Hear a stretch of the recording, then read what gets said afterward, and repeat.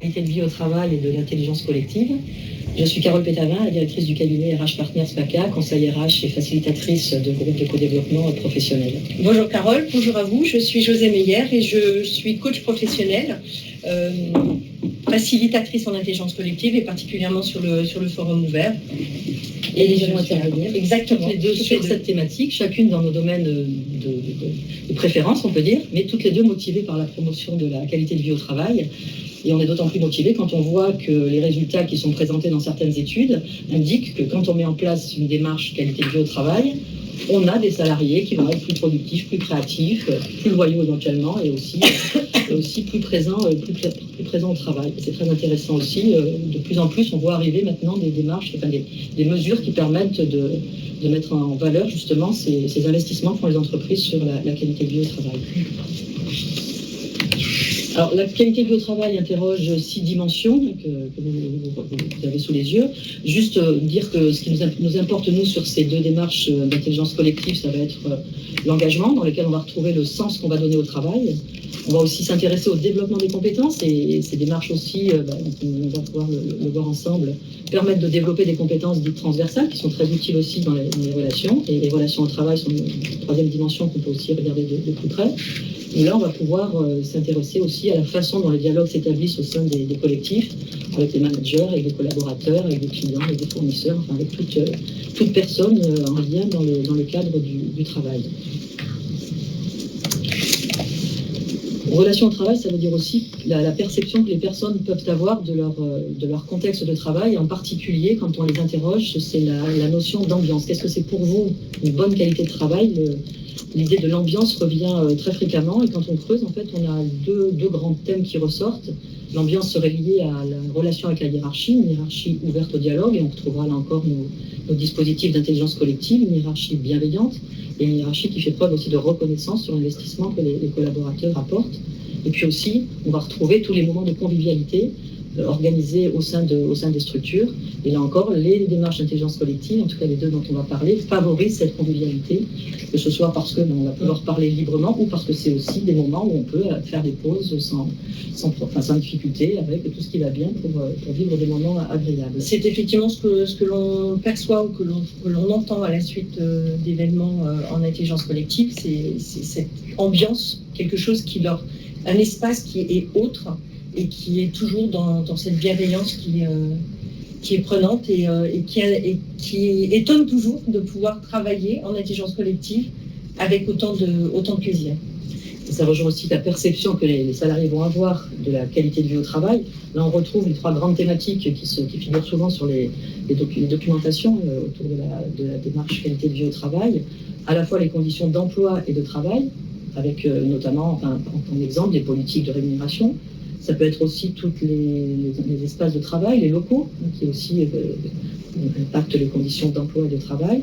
Le contenu, où là on peut parler d'utilité au travail, d'autonomie, de capacité à pouvoir exercer ses compétences au travail. Et puis là encore, un des points forts des démarches QLT, ça va être donner aux personnes des espaces d'expression. Ces espaces d'expression peuvent exister déjà dans les entreprises. Souvent, la pratique nous montre qu'on trouve des réunions assez classiques, assez formelles, avec souvent une logique un peu descendante, pas forcément de grands moments dans lesquels les personnes peuvent s'exprimer facilement. Et donc là, on va travailler plus spécifiquement les modalités d'expression des salariés dans ces démarches. La qualité de vie au travail, notre thème, c'est comment ces 2 dispositifs que sont le forum ouvert et le co-développement professionnel peuvent alimenter ces démarches-là. Peut-être déjà une définition sur l'intelligence collective, José. Oui, l'intelligence collective qui permet effectivement à plusieurs personnes de se retrouver pour discuter, échanger, partager, et surtout avec un objectif commun.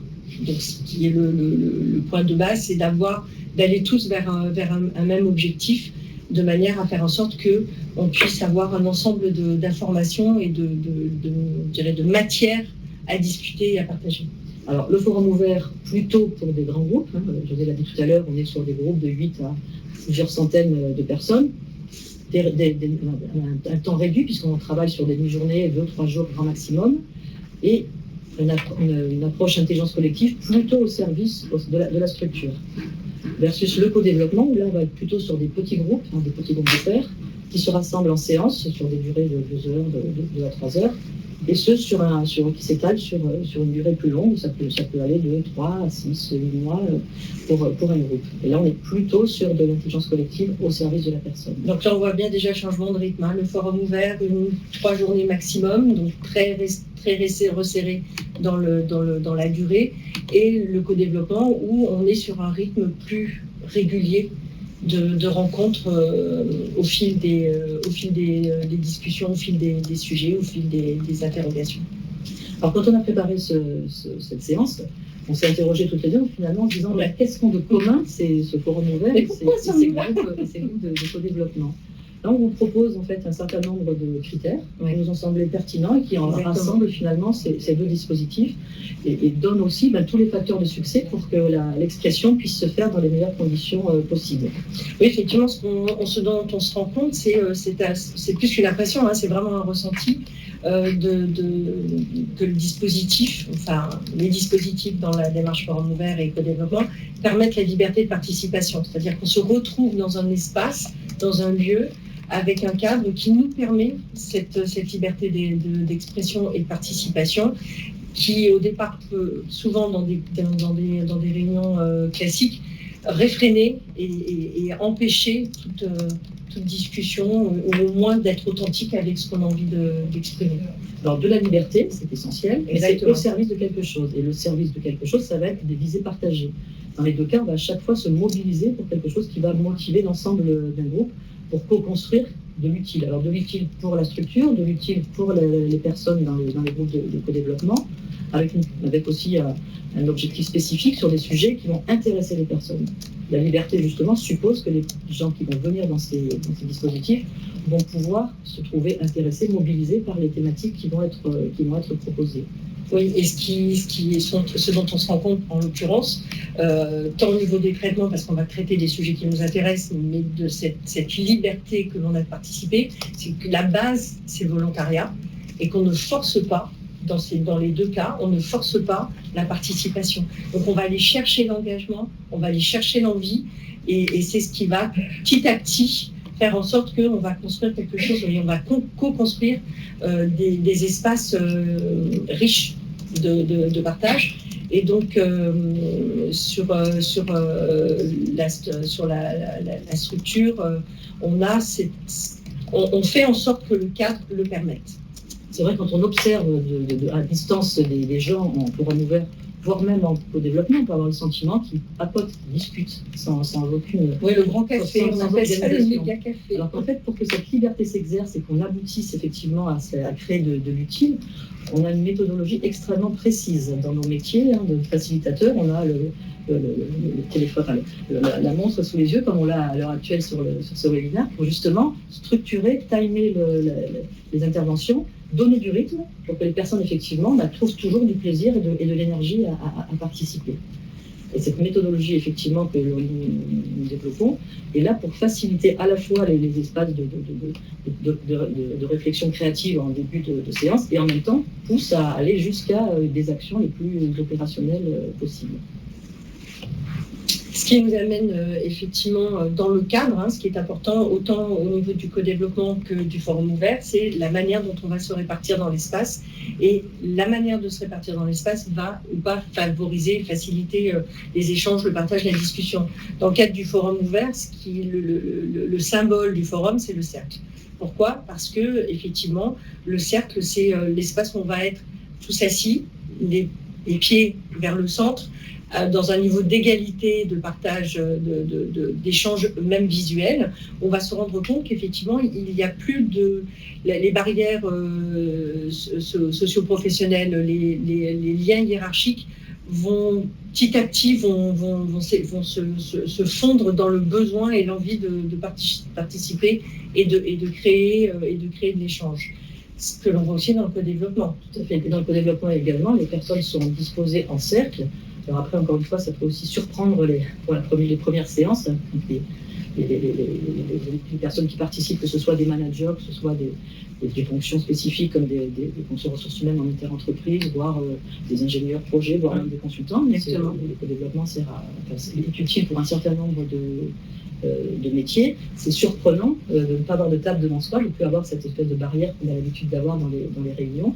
Et là aussi, une fois qu'on a passé cet étonnement, en fait, les participants ils trouvent du plaisir et de l'intérêt à fonctionner comme ça, effectivement, les yeux dans les yeux d'une certaine manière. Oui, le regard amène le sourire, amène le non-jugement aussi. Hein. C'est que ça nous permet d'avoir une relation qui n'est pas non-jugement parce que voilà, on est tous à la même logés à la même enseigne autour de soit sur nos chaises, soit autour de notre table. Alors pour que cette liberté s'exerce dans un cadre utile, on a besoin d'un facilitateur. Et oui, alors le facilitateur, ce n'est pas l'animateur. Le facilitateur n'a pas le rôle d'expert, il n'a pas le rôle d'information descendante. Il est là pour assurer, être le gardien du processus, le gardien du cadre, s'assurer que tout se passe au mieux, dans les meilleures conditions possibles, de pouvoir aussi donner les consignes. Hein. Le facilitateur va donner juste les consignes de savoir-faire et de savoir-être en fonction de la démarche. Forum ouvert sur comment on va se comporter ensemble, comment on va travailler ensemble, quels vont être les rythmes de discussion. Dans le co-développement, ce seront les étapes. Donc, c'est très important que le facilitateur ne vienne pas se substituer aux participants. Il est en retrait, il est en regard, il est en position, ce qu'on appelle dans un jargon professionnel, il est en position de méta pour s'assurer justement que tout se passe dans les meilleures conditions possibles. L'intérêt, effectivement, c'est que rapidement, quand les groupes montent en compétence sur ces démarches-là, ils oublient le facilitateur. Ils fonctionnent vraiment entre eux. Exactement. Être présent, mais pas pesant. Exactement, c'est une belle formule, ça, je n'avais pas pensé.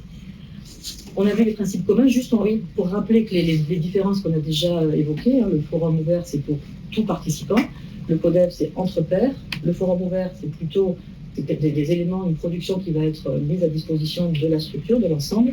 La production du CODEV reste à l'intérieur du groupe, parce qu'elle va servir bien évidemment celui qui va avoir des suggestions, on va d'abord expliquer comment ça fonctionne, mais aussi tous les participants du groupe.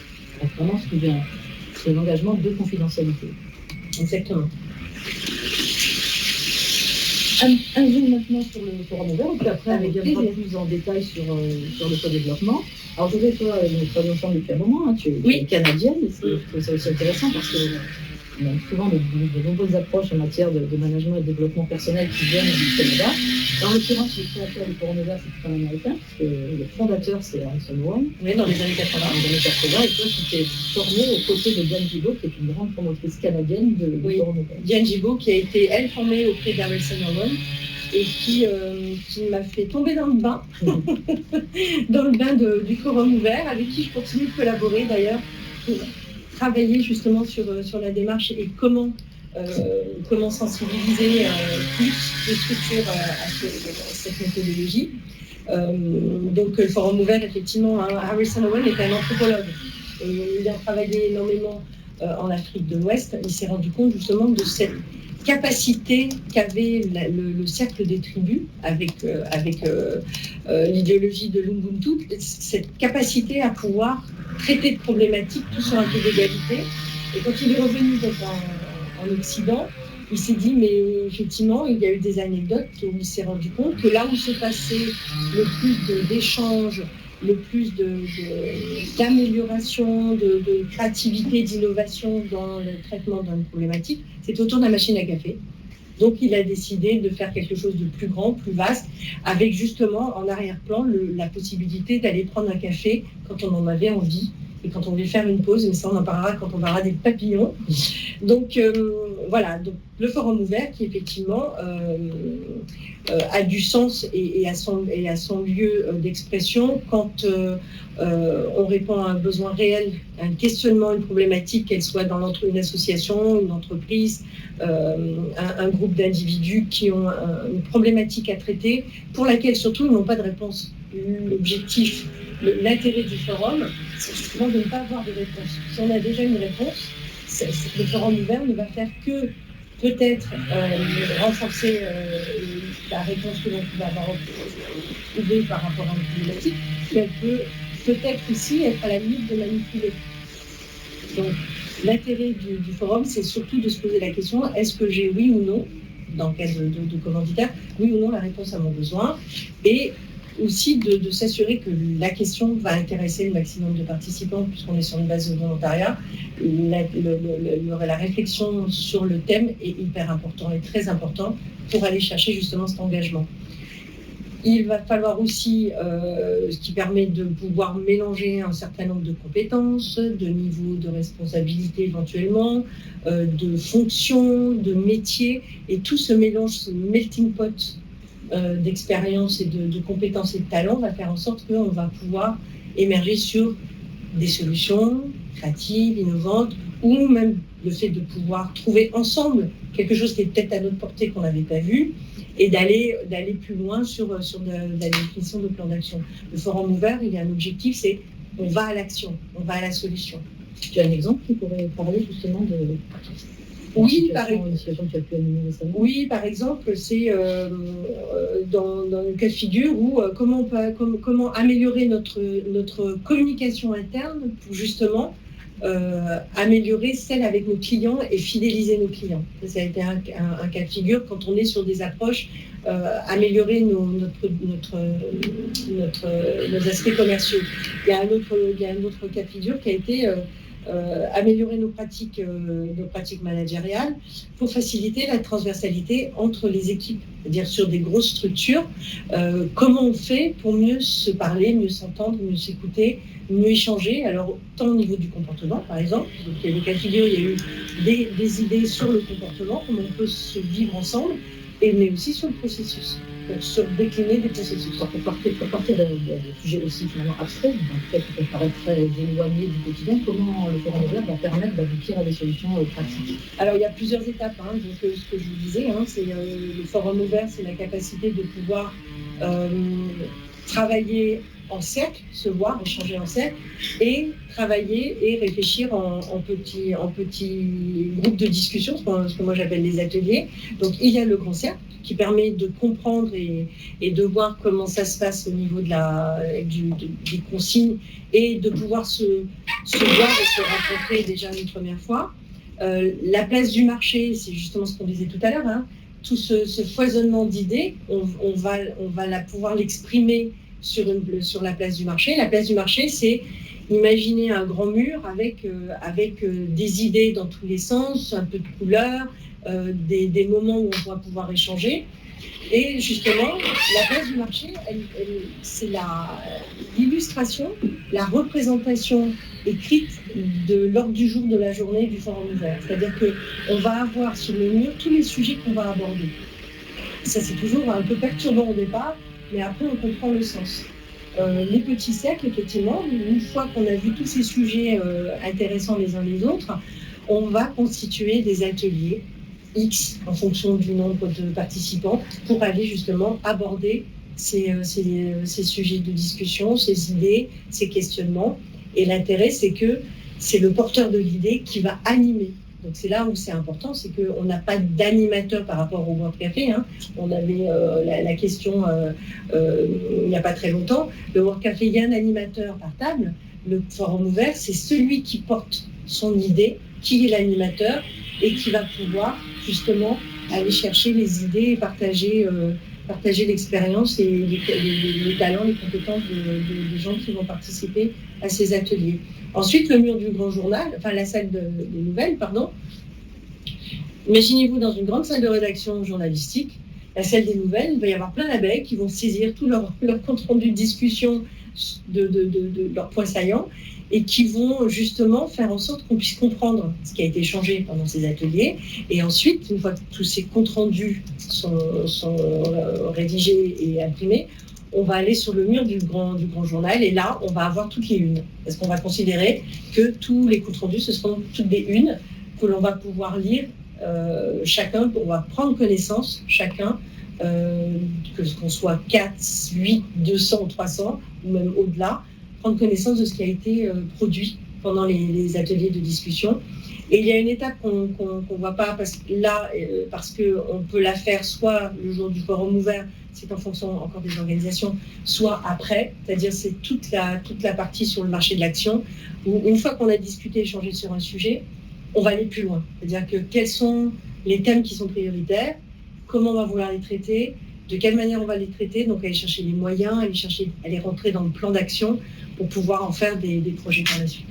Pour que tout ça marche bien aussi, parce que là tu utilises le vocabulaire aussi qui est spécifique, et on sait que pour les forums ouverts, on est tenu de garder ces vocabulaires parce qu'ils ont du sens. Oui, exactement. Pas en fait le vocabulaire adapté à l'animation. Non, on peut modifier certaines choses dans la démarche du forum, mais dans les dispositifs, il y a, de la même façon que tu le diras dans le niveau du co-développement professionnel, il y a des espaces et ces espaces ont leur sens et c'est important de les conserver, de les nommer comme tels. Et donc justement, quand on parlait de grands cafés, des règles de vivre ensemble pendant le forum ouvert, on a effectivement 4 principes, une loi avec 2 animaux totems. Donc les 4 principes rapidement, c'est les personnes qui se présentent dans votre cercle de discussion, dans l'atelier, ce sont vraiment il faut les accueillir tels que, parce que ce sont les bonnes, ce sont les personnes qui volontairement veulent venir discuter avec vous, échanger et partager sur le sujet que vous proposez. Donc, il faut les apprécier sur le moment. Il faut partager, écouter. Donc là, les règles, effectivement, d'authenticité, dans l'écoute, dans l'échange sont encore plus importantes.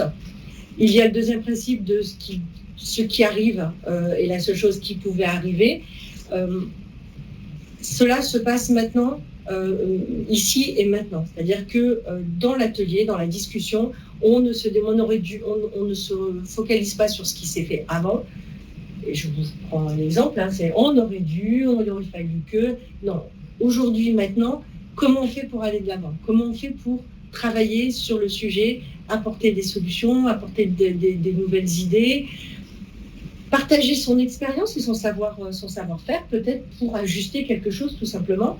Donc on est vraiment là sur le lâcher-prise, on ne vient pas avec tout ce qu'on pourrait avoir de regrets ou de choses qui ne se sont pas bien passées. On veut faire émerger maintenant ce qui est le mieux pour le sujet. Ça commence comment ça commence. Un groupe peut avoir besoin de 2-3 minutes d'adaptation. On prend ce temps-là. Ça finit quand ça finit. Effectivement, il y a une date limite, il y a une heure limite pour les ateliers. Si jamais ça poursuit, on trouve des solutions pour donner un espace autre, mais on laisse la place au groupe de discussion qui va suivre. Les animaux, la loi des 2 pieds. Une fois qu'on a compris, on la pratique. C'est-à-dire que si on n'est plus en train d'apprendre, si on ne contribue plus non plus à faire avancer le groupe dans cette discussion, dans ces échanges, on passe à autre chose, on va à notre groupe. Ce qu'on appelle du coup, dans ce cas de figure, on a 2 animaux totems. Les abeilles, elles vont aller bupiner d'atelier en atelier. Donc c'est pour ça que si jamais il y a des réticences, on va aller changer de groupe parce que le sujet ne nous intéresse pas ou qu'on n'a rien à apporter. Et quand c'est le moment de faire une pause, on fait le papillon, c'est-à-dire qu'on va prendre un café, d'où l'intérêt d'avoir une pause en continu au forum ouvert, de manière à ce que, encore une fois, au moment des pauses café, il y a aussi des échanges. Donc on retrouve bien les termes aussi qu'on utilisait tout à l'heure, à savoir la convivialité et le dialogue constructif et cette forme de liberté aussi qui crée cette ambiance agréable que les salariés apprécient et raccrochent en fait à la qualité de vie au travail. Et c'est très important parce que comme tu feras le lien avec le co-développement, on travaille en grand groupe, on travaille en nombre, on travaille à plusieurs, mais on peut aussi avoir besoin des temps de réflexion personnelle parce que justement, ce que l'on a réfléchi ensemble, on a peut-être envie de la gérer et de le laisser poser pour soi en buvant un café ou en buvant un verre d'eau. Voilà. Alors, le co-développement dans ces démarches-là aussi s'appuie de la même façon que le forum ouvert sur des pratiques professionnelles éprouvées, au sens où les fondateurs de ces démarches-là sont pour nous les maîtres entre guillemets à penser des modèles que nous utilisons. Là, vous trouvez la définition des fondateurs Claude Champagne et Adrien Paliette, qui est issue de l'ouvrage de référence. Ce qui est intéressant, enfin les 2 mots-clés là, qui me paraissent utiles à développer, c'est l'idée c'est une approche de développement pour des personnes qui croient pouvoir apprendre les unes des autres afin d'améliorer leur pratique. Et qui croient pouvoir fait qu'effectivement, les personnes vont participer à des groupes de co-développement. J'ai une préoccupation, je sais que les autres vont pouvoir m'apporter quelque chose et que ça ne va pas me mettre moi en cause à titre personnel. Cette croyance-là est fondamentale dans le bon fonctionnement des groupes de co-développement. Et le deuxième élément de la définition, c'est des problématiques vécues actuellement. De la même façon que le forum ouvert, on n'est pas sur des projections théoriques, abstraites. On n'est pas, je ne sais pas gérer mon temps, par exemple, c'est pas ça. Non, on est vraiment sur des choses très concrètes qui se passent maintenant et pour lesquelles les participants vont avoir des questions très immédiates.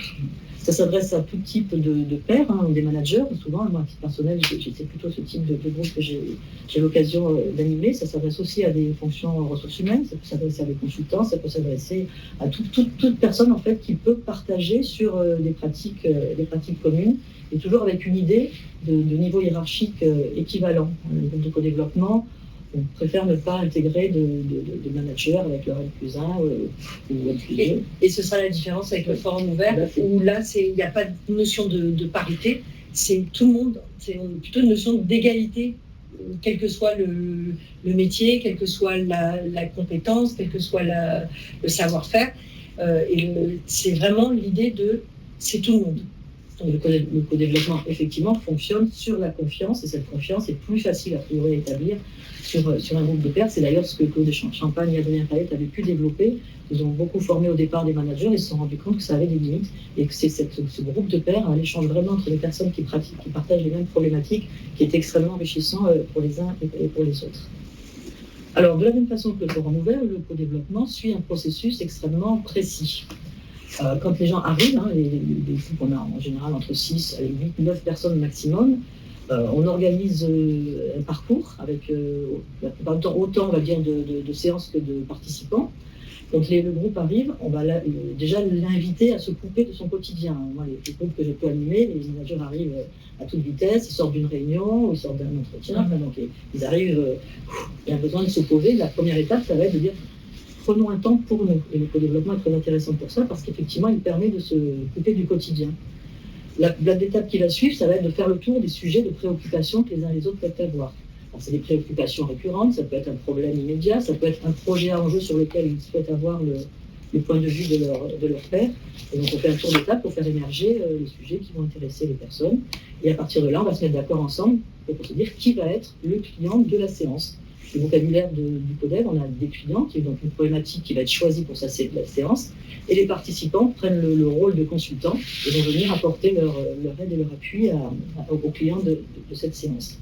Là, vous avez aussi les 6 étapes qui vont être importantes à bien aussi timer, toujours dans l'idée d'avoir du rythme, de la liberté, mais de la liberté qui s'appuie sur une structure, avec le client qui va exposer son sujet, les consultants ensuite qui vont lui poser des questions, et ça va être très important cette étape, puisque par les questions, la problématique initiale du client va peut-être pouvoir bouger pour aboutir à un contrat de consultation. Il va dire, en fait, le client va dire à ses pairs, ben voilà, je vous demande de m'aider à.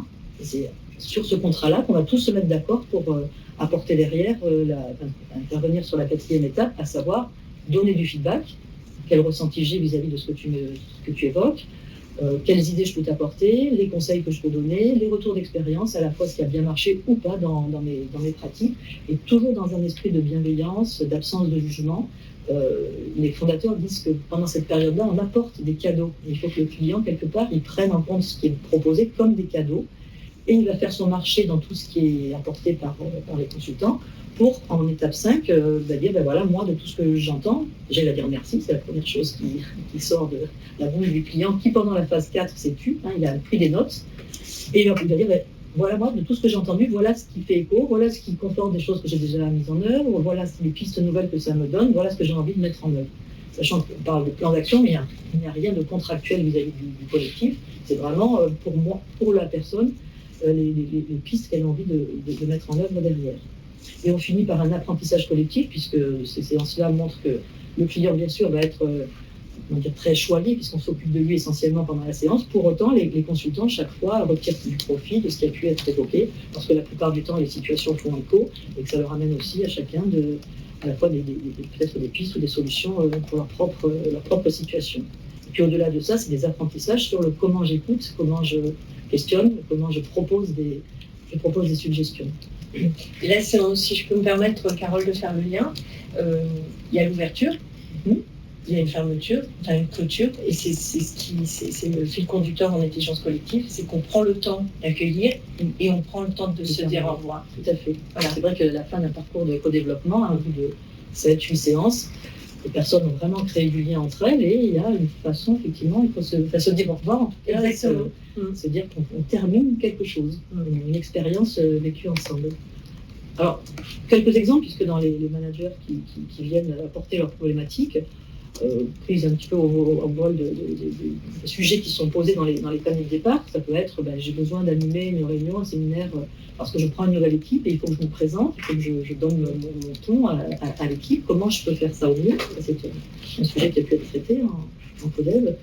Je suis dans un service, on est plusieurs managers, c'est pas très facile de travailler ensemble. Comment se mettre d'accord aussi sur des principes communs, donc établir des relations constructives avec d'autres managers de mon service, ça a été un autre sujet. Beaucoup de sujets autour des collaborateurs. J'ai des personnes compétentes techniquement, mais qui ne sont pas forcément très faciles avec leurs collègues ou qui ne sont pas forcément faciles avec moi, manager. Certains mettant une mauvaise ambiance. Comment je fais sans risquer de créer des risques psychosociaux, notamment dans l'équipe. Voilà, donc beaucoup de questions autour des collaborateurs. J'ai un collaborateur en absence longue durée, comment je répartis le travail de manière équitable, etc. etc. On est vraiment sur des questions très pratico-pratiques. Un autre exemple, je dois donner les résultats de l'entretien individuel annuel, comment je m'y prends quand j'ai quelque chose qui n'est pas forcément facile à dire à un collaborateur. Et chaque fois, on est sur pas forcément la solution absolue, puisque les consultants vont proposer des pistes, mais le point fort, c'est que le client est le sachant de son sujet, et c'est vraiment lui qui va décider ce qui est bon pour lui. Et ça aussi, c'est très intéressant dans l'approche co-développement. Et ce que je soulève là, par rapport à ce que tu dis, c'est le fait qu'on ose demander de l'aide. Oui, on ose demander de l'aide, effectivement, c'est ce que l'on dit souvent au démarrage d'une session, c'est le client expose, mais s'expose.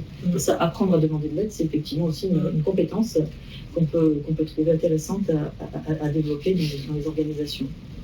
Alors, les objectifs du CODEV, donc vous l'avez entendu, ça permet effectivement en premier lieu, à court terme, de trouver des solutions face à une problématique réelle et immédiate que l'on a.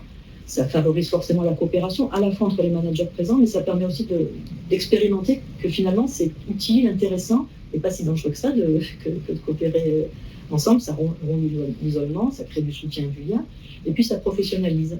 Et ça professionnalise en particulier autour de ce qu'on va appeler les compétences transversales qui aujourd'hui sont très recherchées par les recruteurs et qui sont très utiles aussi pour améliorer la qualité de vie au travail dans les organisations, puisque vous pouvez voir aussi que participer à un groupe de co-développement, dans le forum ouvert à moindre niveau, on va aussi avoir cette possibilité de développer certaines compétences transversales, mais le temps étant plus court, on voit moins la montée en puissance des participants.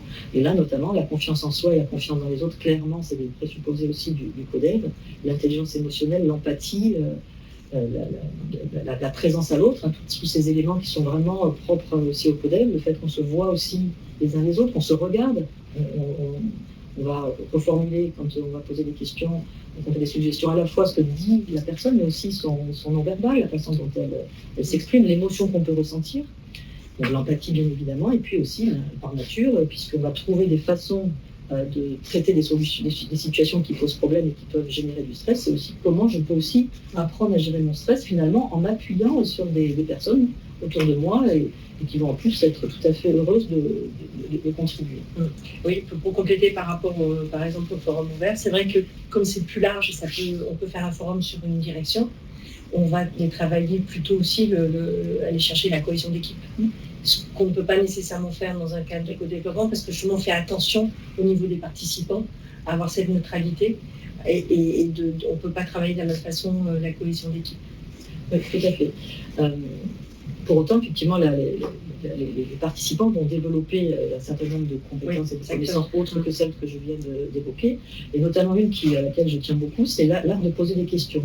On parle beaucoup de questionologie, qui est aussi une technique. Il y a des ouvrages qui sortent, des formations sur la questionologie, et apprendre à poser des bonnes questions. Alors, la question ouverte, bien évidemment, mais au-delà de ça, des questions qui n'induisent pas la réponse, et c'est quelque chose aussi sur lequel on voit monter en compétence les participants de manière extrêmement flagrante. Au bout d'un moment, ils entendent quand les questions ne sont pas adaptées justement à ce qui est prévu. Et ça, c'est vraiment très intéressant. Et là aussi, on voit que des choses toutes simples, on se dit poser des questions dans la vie, ça semble évident, on n'arrête pas de poser des questions, mais pour autant, est-ce que nos questions sont aidantes ou pas? C'est ça qu'on va travailler travailler ensemble. Ou paralysante. Oui, ça peut être aussi paralysant. Alors, juste aussi pour que, quand on finit, tu parlais tout à l'heure de fin de parcours, oui. J'accompagne dans une entreprise, une démarche qualité dans laquelle effectivement le co-développement a été mis en place pour les managers, et le DRH à la fin des parcours intervient avec nous pour entendre un peu la façon dont les participants ont vécu ces parcours. Et là, quelques exemples où on voit notamment un manager qui disait j'attends avec impatience cette séance de co-développement parce que du coup, je sais que je vais pouvoir éviter de ramener à la maison un certain nombre de problématiques. Donc ça paraît assez intéressant d'avoir cette approche. Donc, est-ce que ça participe aussi à la conciliation des vies privées et professionnelles, à faire la différence entre le travail et la maison? En tout cas, c'est comme ça que certains ont pu le ressentir. Et puis aussi, ce qui est la vocation du CODEV, oser demander de l'aide, avec effectivement une facilitation bienveillante. Ça, c'est quelque chose qui est souvent exprimé par les participants. Donc, s'exprimer en confiance avec les autres, monter en assurance aussi, un petit peu des outils, mais c'est surtout être monter en assurance et surtout faire appel en fait, à ses valeurs, à ses croyances personnelles. On n'a pas forcément la facilité d'exprimer dans la vie professionnelle, et prendre conscience des valeurs qui sous-tendent nos comportements et nos émotions. Ça, c'est quelque chose aussi qui ressort fréquemment des débriefings de fin de parcours. Pour finir, si on peut dire, cette présentation avant de répondre à des questions, puisque avec Christelle, tu nous donneras les questions qui peuvent monter des participants. Alors, les bénéfices communs, alors là aussi, on nous a proposé, pour revenir sur notre sujet de départ, CODEV, forum ouvert au service de la qualité de vie au travail. Là, on a envie de mettre en avant, en fait, l'idée, ça a du sens, les solutions ayant du sens, créatrices d'engagement par le fait qu'on a dialogué, qu'on a discuté, qu'on va creuser des choses qui nous intéressent et qui sont en lien avec notre situation professionnelle. Oui, ce qui est important de voir, c'est que quand on traite d'un sujet pour lequel on a des envies, c'est-à-dire qu'on a envie de partager, d'échanger, d'être dans l'égalité de l'échange, on voit que ça crée la compréhension plus facile. Et on a envie d'aller plus loin. Souvent, ce que j'ai remarqué dans le cadre des forums ouverts, c'est que les groupes qui se sont constitués au moment de forums ouverts continuent à perdurer dans le temps sur une certaine période pour continuer de travailler sur le sujet qu'ils avaient abordé, alors qu'au départ, ils ne travaillaient pas ensemble ou ils ne collaboraient pas ensemble. Donc, ça favorise justement ce sens de solution créatrice, d'engagement, c'est qu'on va aller plus loin ensemble jusqu'au bout du projet, en fait.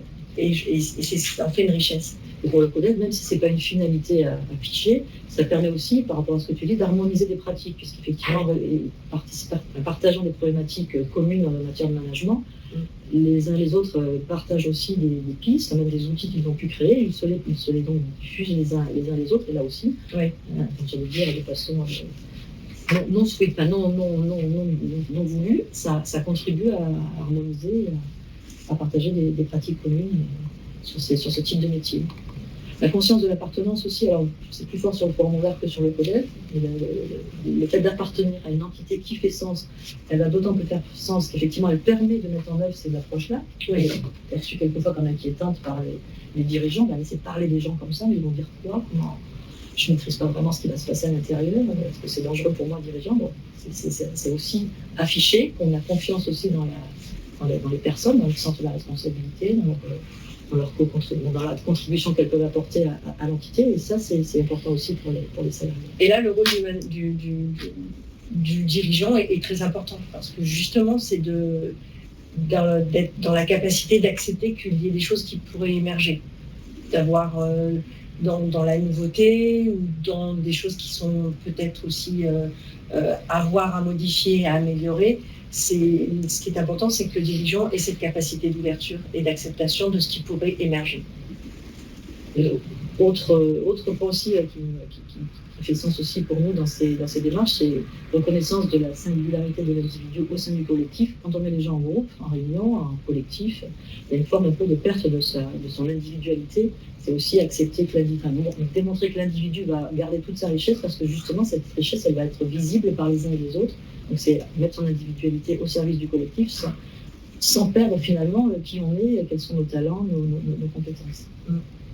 Mettre de l'avant ce qui nous différencie, ce qui fait ça enrichit. Exactement.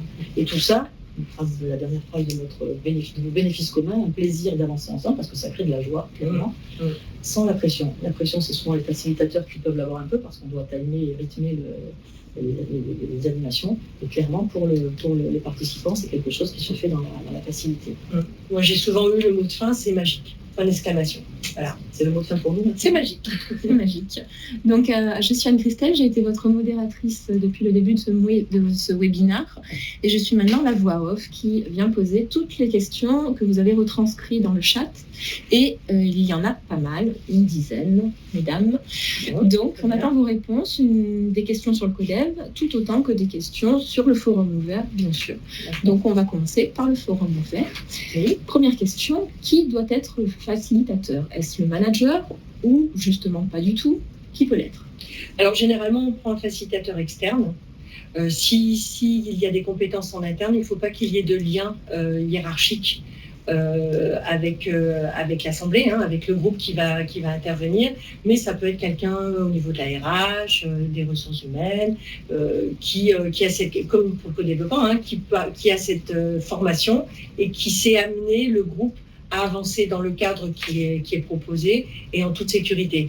Donc le manager va participer au même titre que les autres, donc c'est important qu'il n'ait pas ce rôle de facilitateur, c'est important qu'il ait ce rôle de participant dans l'action, dans la réflexion et dans les échanges. Forum ouvert, ça veut dire brainstorming? Non, pas nécessairement, parce que dans certains cas de figure, brainstorming, ce serait plutôt dans les chapeaux de Bono, c'est-à-dire de pouvoir se mettre en condition en travaillant certaines étapes. Non, le forum ouvert, c'est vraiment cette capacité à je pose un sujet et j'ai envie d'avoir vos éclairages. Donc on ne va pas chercher la solution tout de suite, on va des éclairages, des échanges, on va peut-être effectivement aller à de la solution et à des moyens, et on va aller encore plus loin, parce que le brainstorming, après, il faut réorganiser les idées. Là, on ne réorganise pas les idées nécessairement, on s'exprime et on fait un échange de partage de connaissances, de compétences et d'expériences pour éclairer le sujet. C'est-à-dire que pour voir jusqu'où on peut aller et ce que l'on peut mettre en œuvre éventuellement à la suite de la discussion. Très bien. Ça veut dire que le forum ouvert, ce serait une façon de faire pour animer des espaces de discussion? Absolument. Moi, j'ai vu le cas de figure où le forum ouvert a été utilisé, par exemple, ça peut être un groupe projet, dans un groupe de projets, invoquant plusieurs services, plusieurs métiers, de se dire, là, on n'y arrive pas, on est bloqué soit avec, je vais aller dans le concret, soit avec le cahier des charges, on a un problème là, on se met tous autour de différents, on met nos idées sur le mur, on se met en atelier et on bouge, on voit qu'est-ce qui arrive, qu'est-ce qui émerge et comment tous ensemble on peut trouver une réponse par rapport à cette problématique. Donc c'est vraiment dans cet objectif-là, c'est de pouvoir arriver ensemble, même au sein d'une petite équipe, sur 8 personnes, on peut très bien arriver à travailler en mode forum ouvert, c'est de respecter le cadre et les processus. On peut aussi intégrer dans un séminaire d'autres Exactement. En partie forum ouvert. Exactement. Moi, sur des approches en coaching d'équipe ou d'organisation, on peut très bien, à un moment donné, on a besoin d'aller chercher, je dirais, toute la créativité que l'on peut avoir dans nos collaborateurs et proposer un forum ouvert pour avancer sur une discussion. Donc, ça va être sur justement des pratiques managériales. Et dans ce cas-là, on a besoin d'avoir les échos de tout le monde, à la fois les managers, mais aussi les managers. Et de façon, encore une fois, dans la bienveillance et dans le non-jugement. Donc ça peut être aussi effectivement des moments dans un accompagnement beaucoup plus long, beaucoup plus large, et des fois aussi avec des propositions en intelligence collective. On passe aux questions sur le Codev. Le Codev, c'est du coaching? Alors le Codev n'est pas du coaching, dans la mesure où le facilitateur, qui également est un tiers par rapport au groupe, même si des managers aussi peuvent monter en compétence et utiliser ces approches-là pour animer leur équipe. Donc le facilitateur peut avoir une formation de coach, c'est mon cas en l'occurrence. Pour autant, c'est très particulier, on est vraiment sur une posture de regarder le groupe fonctionner, de garantir que tout se passe au mieux, des principes de bienveillance, de respect, la bonne manière de poser des questions et de garder aussi le rythme et le cadre temporel qui est prévu. Alors bien sûr, le regard coach peut aider, parce que de temps en temps, le facilitateur dit et le dit explicitement, mais là, je laisse ma casquette facilitateur, je prends ma casquette consultant, parce qu'à un moment donné, je peux considérer qu'une question va permettre de faire bouger le groupe. Mais clairement, il n'y a aucune, enfin, on n'est pas coach dans cette type d'animation. Est-ce que vous pourriez repréciser le cadre, justement, confidentialité, acceptation des émotions? Alors, le cadre, la première séance, c'est la création en fait, du groupe de codev. On passe un temps important à se mettre d'accord sur comment on va bien travailler ensemble, comment ça peut être confortable et protecteur finalement pour tous. Et chacun, on va retrouver des éléments assez connus des réunions. On va retrouver effectivement la bienveillance, l'écoute, la centration sur le sujet, le fait d'arriver à l'heure. Ça, c'est un point qui paraît basique, mais c'est très important. D'éteindre son portable, voilà. Tout ce qui va créer justement cette forme, j'allais dire, d'intimité du groupe et qui va lui permettre de se sentir en confiance. Donc ce cadrage-là est très important. Alors, on ne va pas parler forcément explicitement des émotions au départ, mais ça va arriver au fil du temps. On a des groupes de collègues dans lesquels le client va justement rentrer dans quelque chose qui pour lui est difficile, qui peut très bien pleurer pendant cette séance-là. Et bien, le groupe l'accepte et c'est le facilitateur aussi de rendre facile ce type d'expression. Il y a sa place aussi parce qu'on parle de soi. Et d'accueillir les émotions. Et c'est un apprentissage aussi intéressant, en particulier dans des univers techniques dans lesquels j'ai amené à intervenir, où les émotions ne sont pas forcément très développées ni mises en avant. Merci Carole. Tu as aussi parlé de groupe de pairs, mais cela veut-il dire qu'il faut également une unité de métier ou est-ce qu'on peut l'envisager en pluridisciplinaire, ce codev? Alors, c'est vrai que ça marche très bien pour les managers, ça marche très bien pour des fonctions métiers, comme on l'a vu. Nous, on l'a utilisé dans le cadre d'accompagnement de personnes en recherche d'emploi. On a mis des groupes de co-développement avec des personnes qui cherchaient un emploi. Ça a été aussi très intéressant de les faire partager pour des métiers, des statuts, vraiment des gens extrêmement différents les uns des autres. Et ils ont trouvé un enrichissement et une solidarité dans ce collectif-là qui a été extrêmement, j'allais dire touchant, parce qu'effectivement il y avait ça, mais en même temps très très productif. Donc là, oui, on peut aussi travailler en pluridisciplinarité, mais il faut avoir quelque chose quand même de commun. Le commun peut ne pas être le métier, mais ça peut être au moins les objectifs que l'on se fixe. Il y a des groupes de co-développement qui existent, par exemple, mais là, c'est pas dans notre champ à nous, pour des femmes, pour des mères de famille, des pères de famille. Ça, on peut aussi avoir du codev pour autre chose que le cadre professionnel. Il y a une différence entre le codev, l'échange de pratiques, les cercles de qualité, les groupes d'analyse. Alors, c'est souvent, alors, il y a des frontières. C'est une question qui revient très souvent. Voilà. Le codev, c'est sa structure qui fait la différence, si je peux dire principalement. Alors, on a vraiment cette organisation du temps avec les étapes qui ont été développées. On a testé aussi notamment dans le secteur social, médico-social, qui utilise beaucoup l'échange de pratiques. C'est pas exactement la même chose. Voilà. Et le facilitateur n'est pas dans la même position pour le codev que ce que peut être un animateur d'échange de pratiques, notamment dans le secteur social, médico-social. Et du coup, quelle différence concrète faites-vous en termes de posture entre un coach et un facilitateur en codev? Est-ce que ça veut dire qu'il n'y a pas de guidage? Alors, il n'y a pas de guidage sur le fond, en coaching non plus, parce que le coach, d'ailleurs, si on fait la différence entre le coach de la personne, parce qu'on peut être coach d'équipe, on peut être coach de la personne, et le coach, en l'occurrence, va travailler sur une personne pour l'amener à partir effectivement d'un objectif spécifique, et petit à petit, lui proposer avec un mode d'accompagnement de mettre en évidence les ressources sur lesquelles il peut s'appuyer pour trouver des solutions, sans forcément rentrer dans quelque chose d'extrêmement opérationnel immédiat. La facilitation en codev,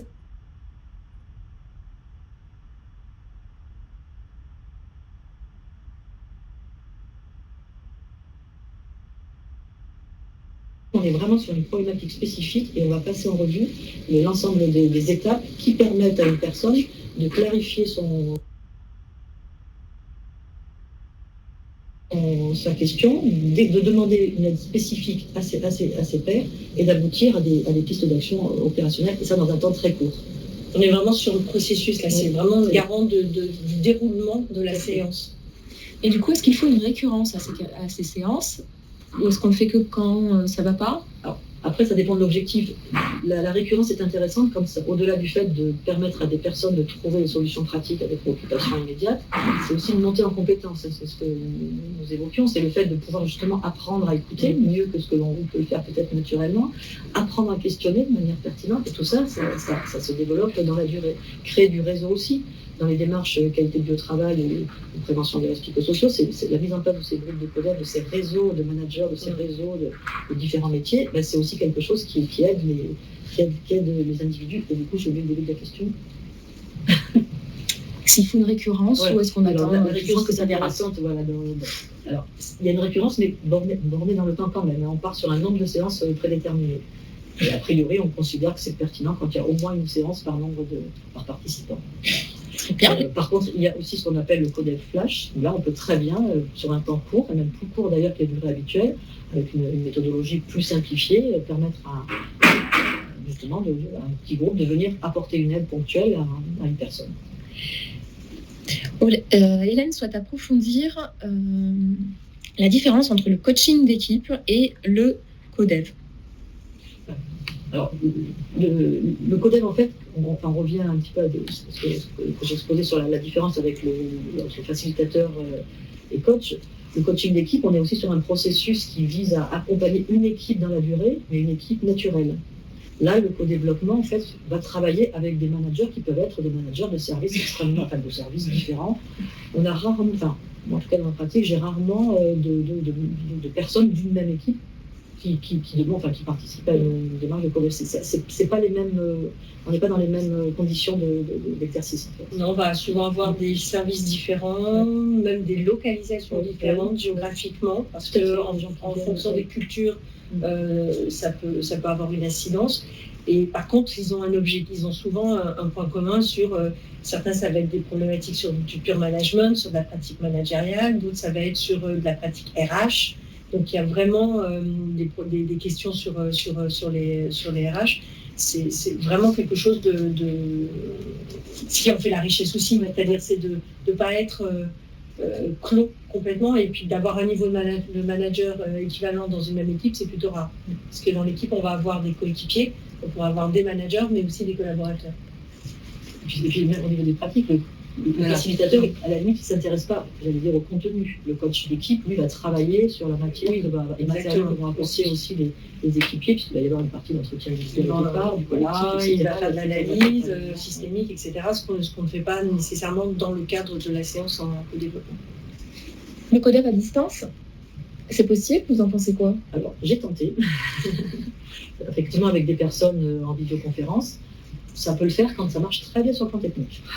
Si le son passe, si l'image passe, on peut y arriver. Bon, ça ne va pas apporter la même qualité de relation que quand on est face à face, bien évidemment. Ça peut se faire, peut-être justement quand il y a déjà un climat qui s'est instauré, quand le groupe s'est constitué, il peut y avoir, pour des raisons comme tu l'évoquais, des personnes aussi qui prennent la route. Moi, j'ai des groupes de co-développement, des personnes qui font 3 heures de route pour venir sur 2h30 de séance. Donc, bon, on peut trouver des alternatives. Mais bon, on est quand même sur vraiment quelque chose où on s'intéresse au verbal, au non-verbal, on se regarde les uns les autres, et à distance, c'est peut-être un peu plus compliqué. Alors, certaines technologies qui permettent d'être dans une salle virtuelle, hein, mais bon, moi, j'ai pas eu la chance, en tout cas aujourd'hui, d'expérimenter quelque chose de ce type-là. Ça existe, dans certains cas, ça peut fonctionner très bien, mais effectivement, il faut déjà bien prendre conscience de l'outil technologique, de l'outil collaboratif, parce qu'après on utilise des supports collaboratifs et c'est important d'avoir un peu cette maîtrise-là pour faire en sorte qu'on oublie le fait qu'on soit à distance et qu'on recrée une condition d'accueil et d'espace qui soit propice au co-développement. Tout à fait. Très bien. Comment s'assurer, si on est sur la QVT, que la problématique porte sur l'activité de travail et pas sur autre chose, dans le privé, en codev en forum ouvert. Voilà. Là, à la limite, c'est même l'objectif même de ces démarches, puisque le forum ouvert va travailler avec le dirigeant au départ. La question. Oui, en fait, souvent on pense au forum ouvert sur la journée jour J, hein, mais avant le forum ouvert, il y a quand même 6 réunions en amont. Il y en a 2-3 avec l'équipe, une avec le dirigeant, 2 avec l'équipe dirigeante, en grosse moyenne 3 avec une équipe d'organisation, parce qu'on fait participer des membres de l'entreprise ou de la structure.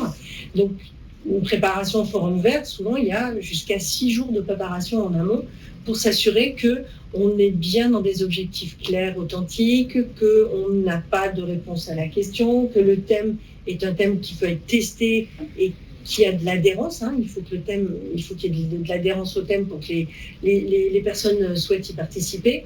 Donc, et il y a toute la logistique, parce qu'un forum ouvert, c'est très lourd, c'est quand même important en termes de logistique. Il faut, en fonction du nombre de personnes, il faut un lieu. Pour une équipe, pour travailler en équipe de 8, 10, 12, c'est relativement simple. Encore une fois, on adapte le format, mais dès qu'on dépasse un certain nombre de participants, ça demande quand même de l'organisation en termes de logistique, et ça, on le fait avec l'entreprise, avec un groupe projet autour de ça.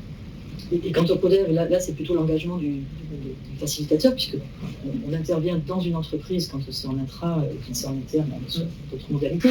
Mais en intra, on est là effectivement pour accompagner une professionnalisation des managers, créer du lien, créer du réseau. Donc ça, c'est la finalité, c'est l'engagement par nature du consultant. Et puis quand on a les personnes dans le collectif, clairement, pour elles, c'est à l'évidence, elles prennent sur leur temps de travail, elles prennent sur leur temps pour venir participer à ces groupes-là, et elles sont vraiment là, focalisées. Et toutes les expériences que j'ai pu avoir, les personnes sont vraiment là sur des préoccupations purement professionnelles.